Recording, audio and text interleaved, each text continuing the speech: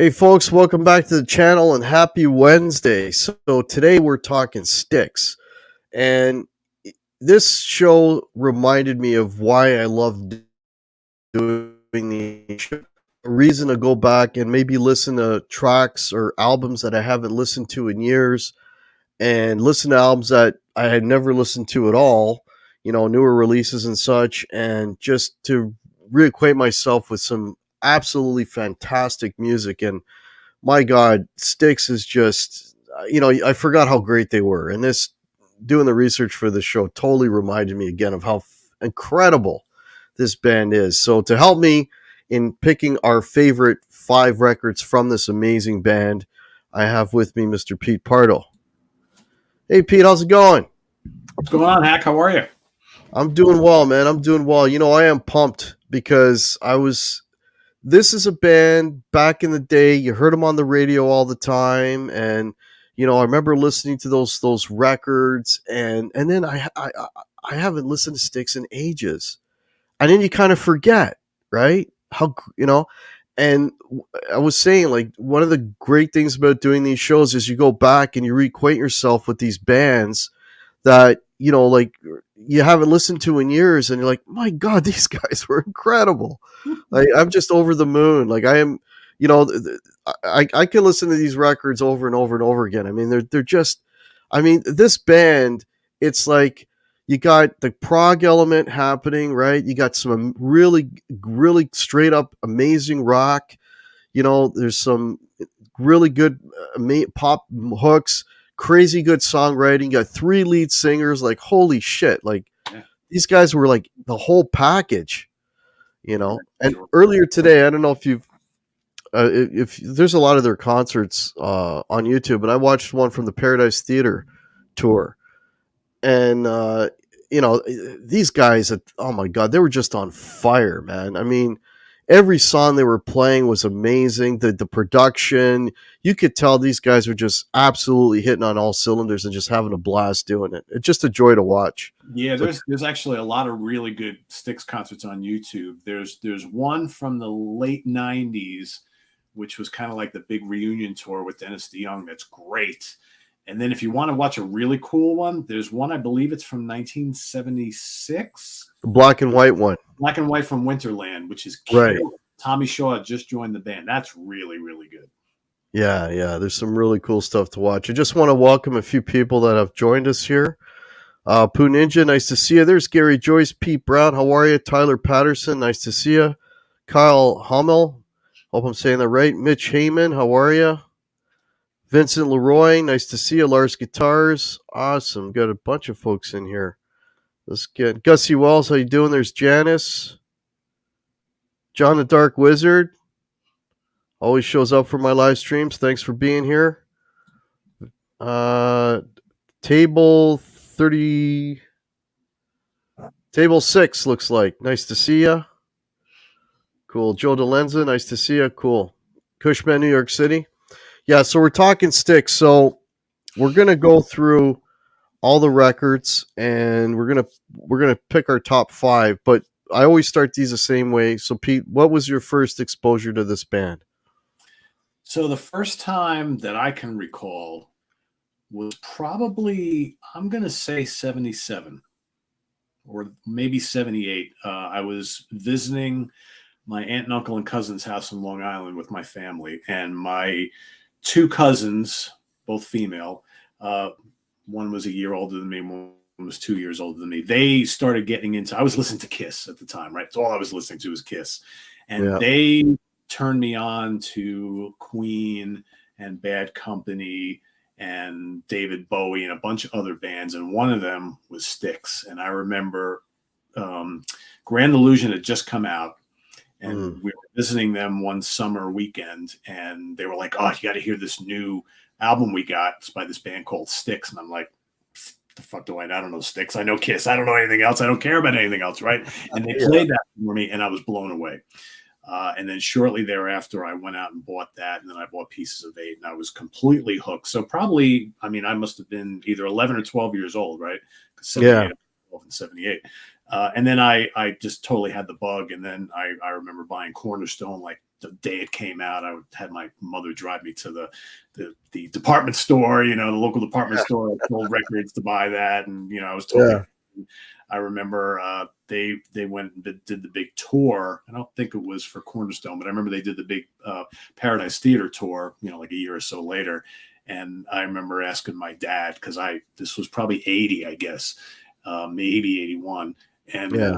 it's like, I really wanted to see this band Styx. And he's like, well, maybe I'll take you. You can't go on your own. I'm like, and they were playing in New Jersey. And he's like, we found out they were playing in New Jersey. He goes, well, let's go this weekend and we'll go try to get tickets. And I remember like it was yesterday. There was a long line of people waiting to get tickets at the local Ticketron, right? Back in Yeah, the I day. remember that. Yeah.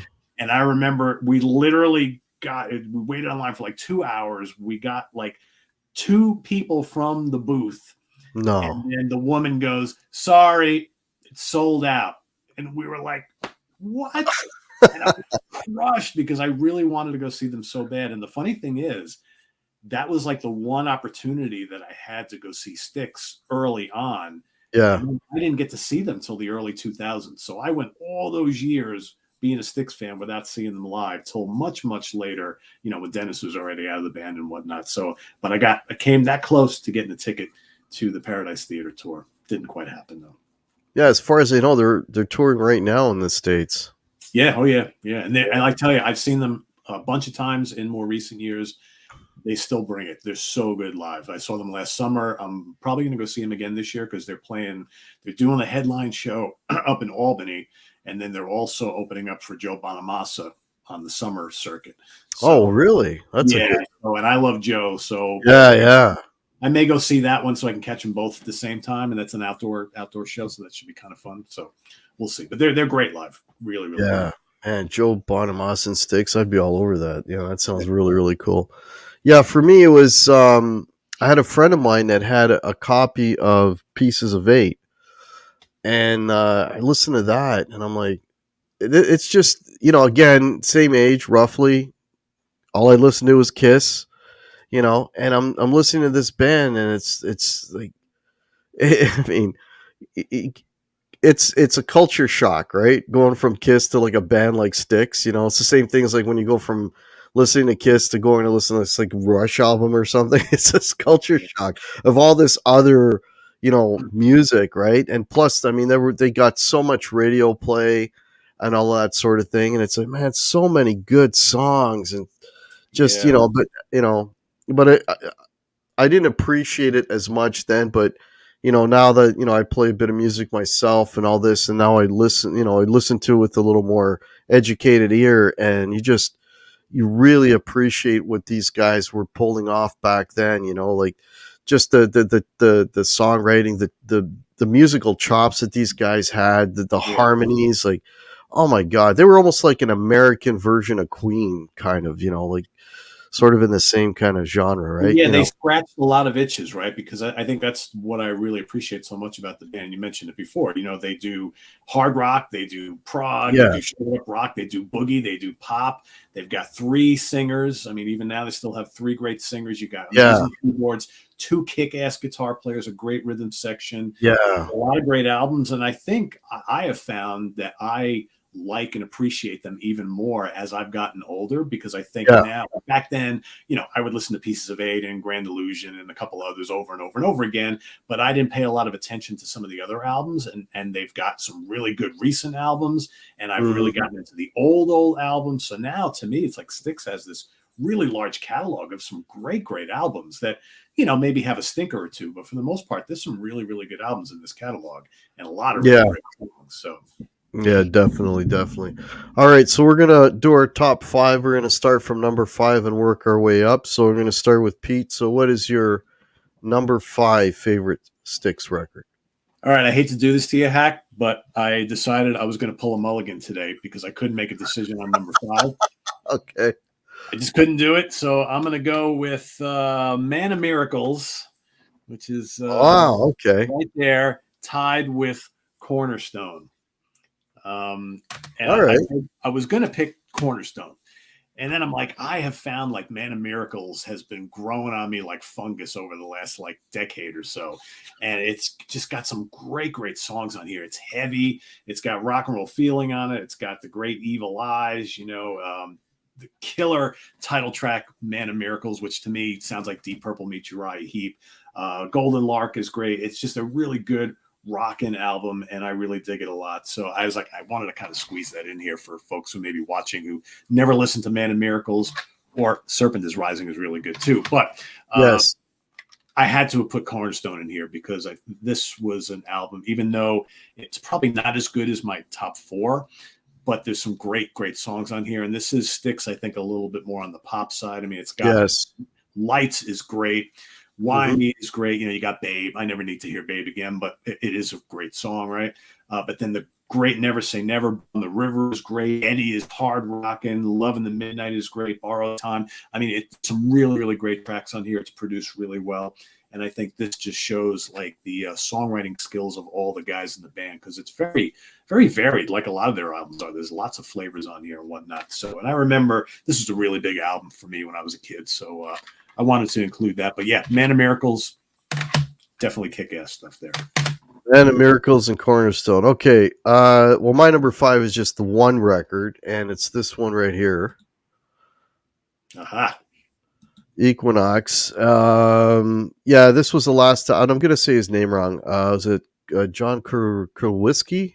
Kowalski, yeah. Everybody says it differently. Yeah, Kurlewski, Yeah. Kowalski, Something like Kazarewski, Kresge. So yeah, some I don't know. It's got a lot of vowels in it. That's all I know. But yeah, pre-Tommy Shaw. This record to me, because listening to the earlier stuff, this sounds a little bit like a little bit of a transition record into what they became later in the 70s, right? There's still plenty of prog on this. Mother Dear, Born for Adventure, very proggy. Some really amazing. I mean, all the records have some fantastic playing on them, right? Then you got some really cool straight up rockers on this. Midnight Ride, the great JY vocal. I'm JY, man. Like each one of those guys could be a lead singer on their own, right? And yeah, I love all the voices in that band. Yeah, it's just it's got some really good tasty guitar on that. Lorelei, Sweet Madam Blue. You can kind of see where they were going with the more sort of commercial type material, right? That was a sign of things to come. But I just like the record because it's an interesting mix, right? You got the prog, you got some straight up rock, some pop, which again has always been the strength of this band. They always mix it up. JY is he's always going to have that one straight up rock tune, and then you got the more melodic stuff from Dennis and later on with Tommy Shaw. Tommy Shaw and Equinox is just it's a great record, man. So that's my number 5.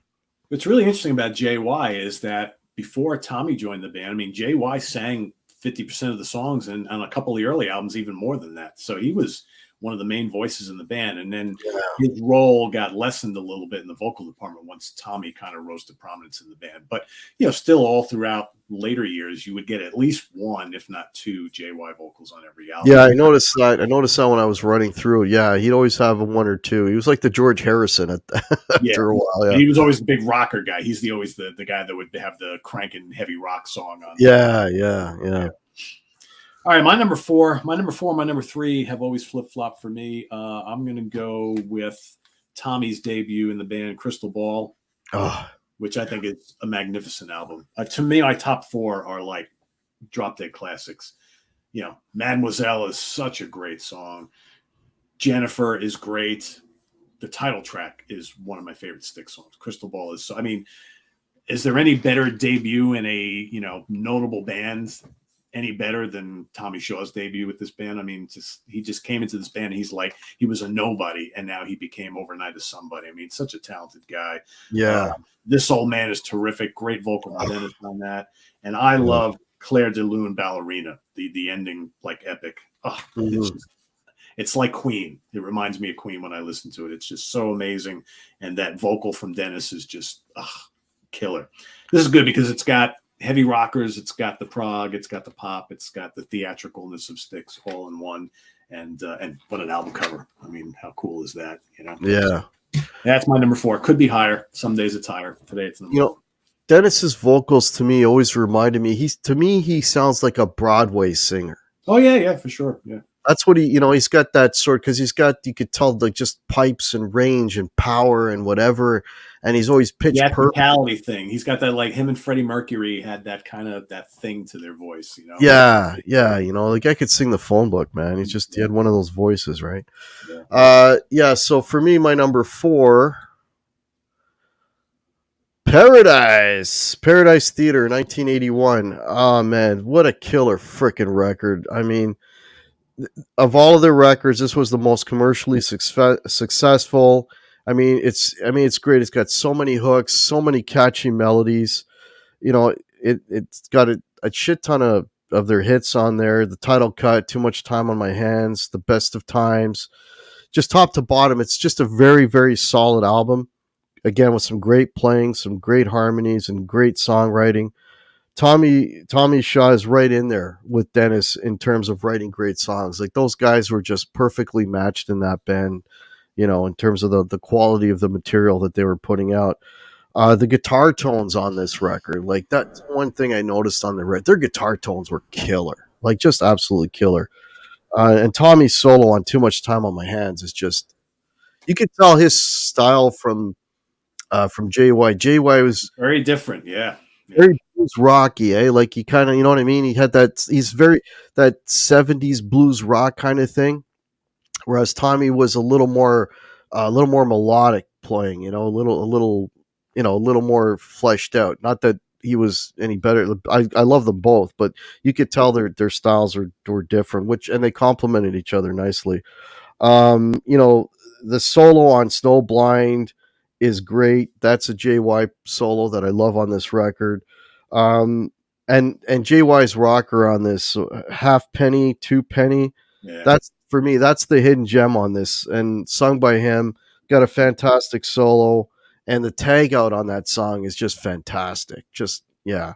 So again, you know, you don't get tired of listening to these records because you're not hearing the same 10 songs. You're hearing all this variety, and even within the song sometimes, like it's just, it'll start off proggy or it'll start out, they one device they used a lot is they'll start a song really mellow on the piano and then the guitars come in, there's all this, I don't know, what's the word I'm looking for? Like kind of grandiose theatrical to what they're doing, right? Everything's big, and yeah, just really, really cool. Yeah. So that's my number 4, Paradise Theater, 1981. And I want to say, you kind of hinted at there. I think that Tommy and JY are one of the great guitar teams of all time, and I think they don't get credit for it. And I agree with you. They both have very distinct styles. JY generally playing a Strat, generally very overdriven, and he uses the whammy bar a lot. So like when he's very explosive, whereas Tommy plays like all these, there's 12 string, he plays Les Pauls, he plays some tellies, he plays like a whole wide variety of different guitars and gets different tones. And he's a little more of a like a tastier player. Not that JY isn't, but I think that JY is more the hard rock guy. Yeah. He can kind of do a little bit of everything. And I think they complement each other really, really well. So. Yeah. All right, totally. My number 3 is going to be Equinox. I love this album. Yeah. Love it. Any album that has Light Up, Lorelei, Midnight Ride, and Sweet Madam Blue has to rank pretty high. Mm-hmm. Sweet Madam Blue is one of my favorite Styx songs of all time. That is just a genius epic track. It's so good. Bored for Adventure kicks ass. Midnight Ride, heavy rocker, even Lonely Child and Mother Dear are really great. Again, Dennis sounds fantastic on those. Light Up, catchy song. Lorelei, excellent. There's not a bad track on here. I love it. And I think you're right. This is kind of a transition album for them, but it's still absolutely great. And I think where they went next with Crystal Ball was the perfect kind of evolution of the story, but fantastic album. Yeah, Tommy came in at just the right time because they were on the verge of doing that, and then he kind of pushed it the rest of the way, right? Yeah. So, well, I got a feeling our next few are going to be the same, maybe in a different order, but we'll see how it goes. So anyway, my number 3 is Crystal Ball. Yep. Yeah, I mean, come on. It's like, I mean, this made the list for me just because of the title song. I love Crystal Ball, man. So This good. is one of the many songs. Again, starts out mellow, then the heavy guitars come in. It's just, oh, what a kill! And even the acoustic at the beginning and that melody line that he's singing is just, it's just gorgeous. And that solo at the end, that guitar solo at the end. Oh, the tag, it's killer. Yeah. Yeah, This first album with Tommy Shaw, I made a note here. His contribution to this band was tremendous, right right from off the the bat. get go, man. Yeah, Great singer, great player, great songwriter. The guy was the whole package. And still got a little bit of prog on this though. Put Me On, kind of about some prog elements in there. Plenty of hits again with this one, Mademoiselle, Crystal Ball. Again, for me, the hidden gem on this one though. You mentioned Jennifer, and this old man, absolutely killer. I love this old man. What a killer song. And you mentioned the vocal by Dennis is just, it's off the charts, just stellar. And I mentioned again, the addition of Tommy can be heard with some great lead playing as well. He's all over this record, and then you got your rocker, right? There's shoes in there. There's your pretty good rocker and squeezed in there as well. So again, you get that whole variety of material. Yeah, Crystal Ball's a killer, right? But the title cut, man, is just, that's epic. I mean, it's just, what an epic song. And I was reading that they basically, at least when Dennis was in the band, that was in every set list, that song, yeah. which I, which, and it deserved to be because it's an absolutely killer Yeah, I'm song. trying to think if I've ever seen them where they didn't play Crystal Ball. Actually, I think was it. I think either the last time or the time before that, because I've seen them a handful of times. They did not play Crystal Ball, and I was amazed because that's usually part of every set list they do. But it wasn't. Yeah, I think it was the last time I saw them because they didn't play. It wasn't a headline set. It was them, REO Speedwagon headline, Styx in the middle, and Loverboy opening. And I think obviously Styx had to cut a couple songs to fit into that like hour, 15-minute time slot or whatever they were given there. So I think Yeah. Crystal Ball, if I remember correctly, was not a part of their set last year. But yeah, even if you go see Dennis doing his solo stuff, which he's retired now, but I saw him live, I don't know, 5-6 years ago, and they played Crystal Ball. He does the Tommy Shaw stuff because he's got this guitar player, August Zadro, who kind of looks like Tommy, sounds like Tommy, and he did all the Tommy songs. They all do that, right? It's like His doppelganger, yeah. yeah. So All right. right. Yeah. Down to number 2. Yeah, I mean, my number 1 and 2 have been number 1 and 2 forever. There have been times where my number 2 is my number 1. The last bunch of years, I've kind of had it this way, but going to go Pieces of 8, number 2. It's a classic Styx album. Yeah. It's just, I love the way the guys look on the back. Classic Hypnosis album cover. I mean, you got your Rampage and Rockers on here, right? You got some more proggy stuff. You got some FM radio rockers. I mean, come on, Blue Collar Man and Renegade. Those are like 2 of those songs that I've heard a million times, and I never get sick of hearing them. I don't get sick of them. No. They're so well done. I mean, great Tommy Shaw stuff right there. My favorite song on the album, though, and probably my favorite Styx song, is Queen of Spades. Oh, wow. Okay. Dark and heavy, menacing vocal from Dennis. Absolutely love that. You got Lords of the Ring. I even love the pop song "Sing for the Day," which I think is a really cool Tommy Shaw song. You got "I'm Okay," "Great White Hope." I mean, even the title track is amazing. I mean, it's just a great album. It's rocking. The production's amazing. Yeah, if it wasn't for my number 1, this would be it. But they're both great. I mean, I could see anybody flip-flopping them. I'm curious to see how you have them here. Those string of albums, man, they all sound really, really good. They don't sound dated at all.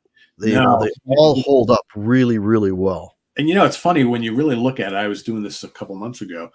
If you look at their discography, I mean, from Grand Illusion, Pieces of 8, Cornerstone, Paradise Theater, and Kilroy, all 5 of those were, I think, million-selling plus albums, like every one of them. That's a pretty strong run. And then if you throw in Crystal Ball and Equinox into that, as far as like creativity goes, that's like 7 like killer albums in a row. Regardless of what you think about Kilroy, most people shit on Kilroy, and deservedly so. But I mean, they made a lot of money with Kilroy, even though it's looked at as kind of like a crappy album by many people. But I mean, it was very successful for them.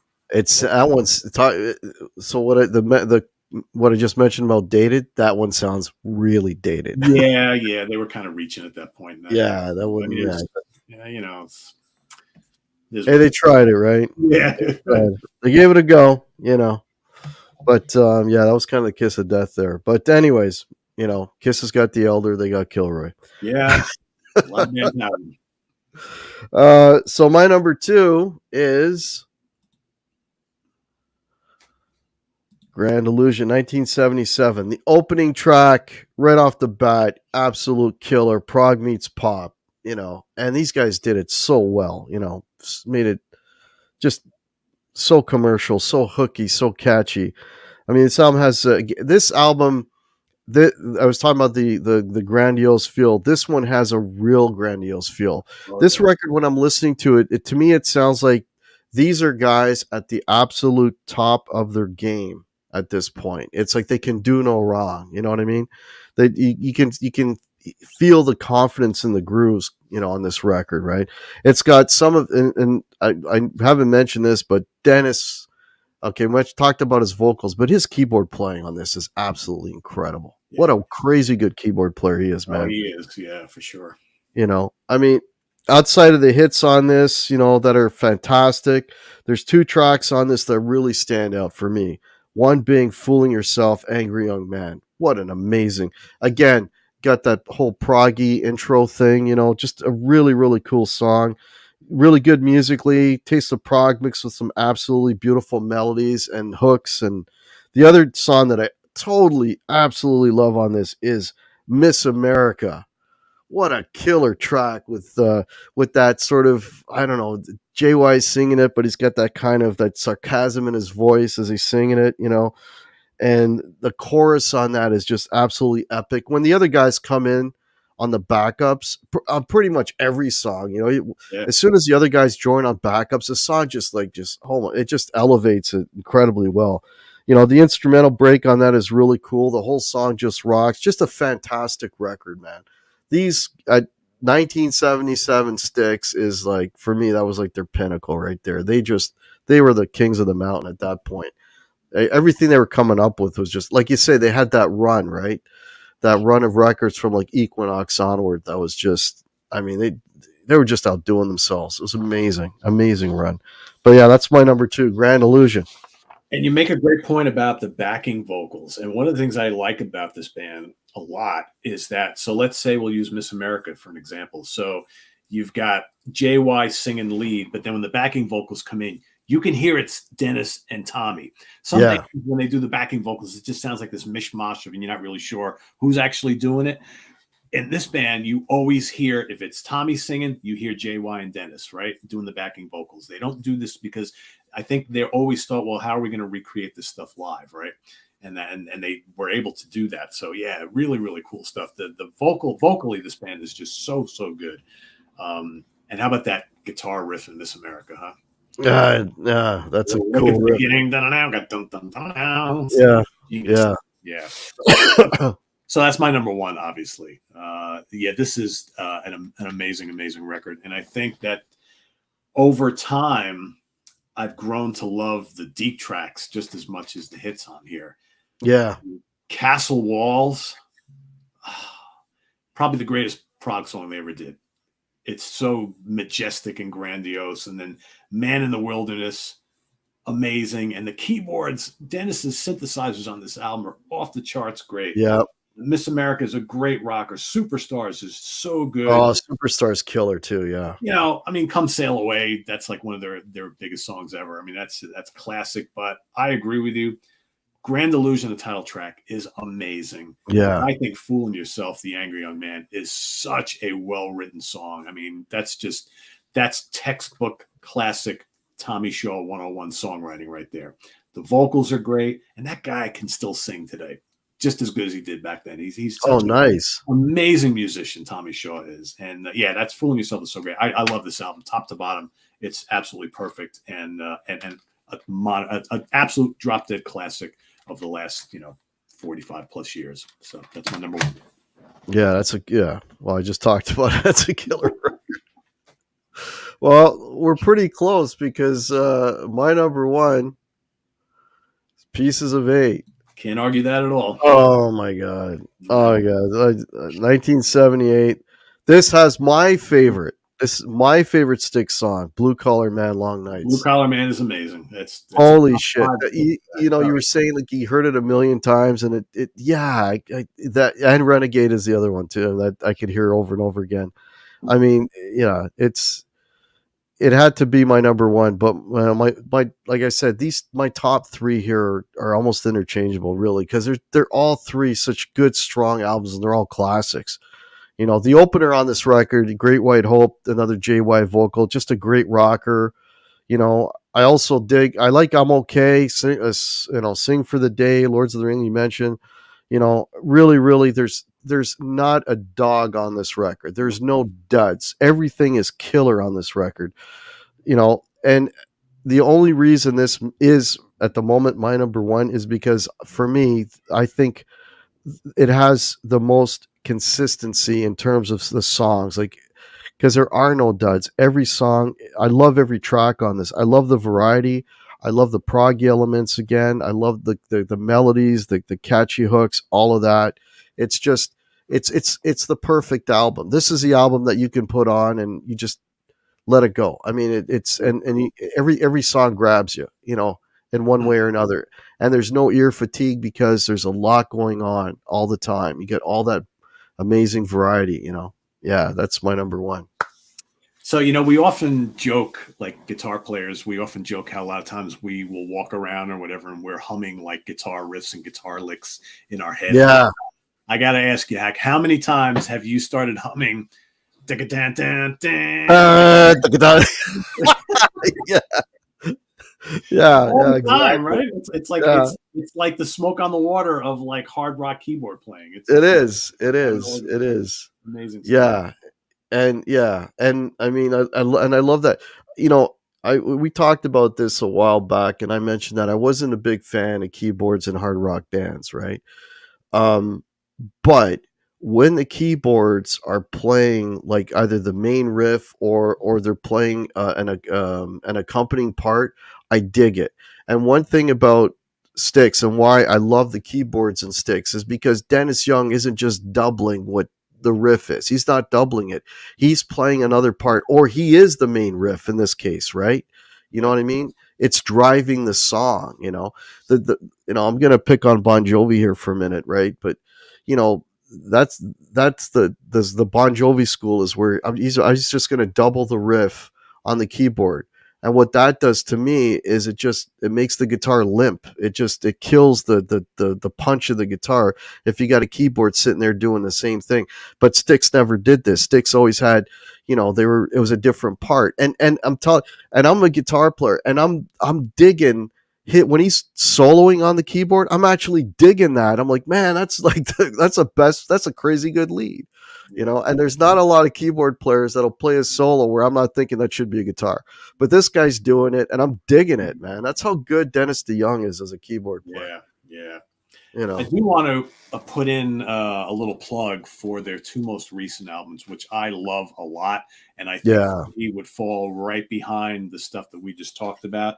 The Mission is absolutely terrific, and then their most recent album, Crash of the Crown, and both of these albums are a return to their '70s sound. So if you yes, like Grand Illusion, Pieces of Eight, and Cornerstone, that's kind of the cloth that these are cut from. And I will say the new band, the current band, not really new, they've all been together for a while. Really, really good.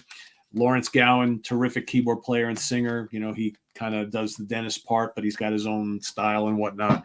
And you still got Tommy and JY killing it. Todd Zuckerman on drums and Ricky Phillips on bass. I mean, they're just a terrific, terrific band. These are really, really good albums. And I'm really happy that they started making records again, because for the longest time they were kind of like, why should we make a new album? Because nobody buys it, nobody listens to it. But these have been very well received, and they're really, really good. It's kind of a return to their kind of 70s, like we said, prog, hard rock, pop type of thing. it's, and I made a note here too about, like we did the top 5, but if we did 10, Crash of the Crown would have been in there. And because I only listened to Crash of the Crown the first time a couple of weeks ago, and I'm listening to it, I'm like, holy shit, this is a return to the 70s. Yeah. This sounds like 70s Styx. Yeah. And it's a killer record, man. Like, it is really, you know, there's not a lot of bands, and we've talked about this before, that are putting out, like, older bands that are putting out new stuff that's really good. You know, I mean, you can count on one hand. Priest put out a great record with Firepower. I don't know when that next one's ever going to come out, but you can count them on one hand. How many bands that, you know, are putting out quality material today? And Styx is definitely doing that. You know, and that record is, yeah, that's a really good album. Yeah, I really dug that one. Yep. But the other stuff's just too strong. I couldn't put it in the top 5. Yeah. The other one I wanted to mention, and you kind of mentioned it briefly, and this would have been my number 6, man. But Serpent is Rising is killer. That's really good. Yeah. Oh yeah. That's a good record, man. I mean, it's, you know, I mean, it's got some really, really good. There's a lot of straight up rock stuff on that, but there's some really cool proggy stuff on that. And then there's that joke song about the plexiglass toilet. Yeah, which, yeah. The early stuff. Yeah, there's some boogie stuff on a couple of their albums. Yeah. The first like 4 albums are, you know, have their strong points and their weak points, but there's still a lot of good material on them. Another good latter period album is Cyclorama, which came out. Yes, that one's pretty good. 2, 4, I forget exactly what year. Yeah. That's really quite good as well. Yeah. Of their newer stuff, though, like, well, beyond, you know, post Dennis, for me, I think their strongest record is the most recent one. That's the one I like the most out of the bunch, because that just sounded like classic Styx to me. Just sound like classic Styx. Yeah. Cool. So that was quick. Did that in just a little over half an hour. So, what you want to mention? Anything coming up, Pete? Let's see. We've got coming up this Sunday on Sea of Tranquility, doing a ranking the albums of Billy Squier. Oh, wow. Cool. Yeah. So that's coming up this weekend. Then, of course, Friday morning, we've got Martin and myself at the Funhouse doing our Friday morning hour-long show, where we're going to be, I guess we haven't really divulged the topic yet, but I might as well do it now since it's Wednesday. We're going to be talking about our attraction to an obsession with rock stars who are, quite frankly, are dead. Why are we so focused on these rock stars who are no longer with us, right? We seem to, once they die, we immortalize them, and we get even more obsessed about them. So we're each going to talk about like 5, dead rock stars, and why we are so fascinated with them years after they've gone, and why we continue to be. So that's kind of the topic of Friday morning. So that's what's happening. We got the UK connection coming up on Saturday too, where we'll be talking about 3 melodic rock AOR albums. So that's kind of what's going on the next couple days. Cool. And I have a link to Sea Tranquility down below. Also down below, if you want to help support the channel, there's links to Guitar Hack merch. There's hats, there's hoodies, mugs, all that kind of stuff. There's a PayPal down there as well. That would help. And if you're not part of my Guitar Hack group, that's down there. And my Instagram is also down there. So check out what's going on. And and check out my original music. I've got an original song right now up on my YouTube page. It's called The Gig. Check it out. I'm proud of that one. So I want to thank everybody for checking out the show and joining us. We will be doing next month. I guess we'll let the cat out of the bag because we've already discussed it.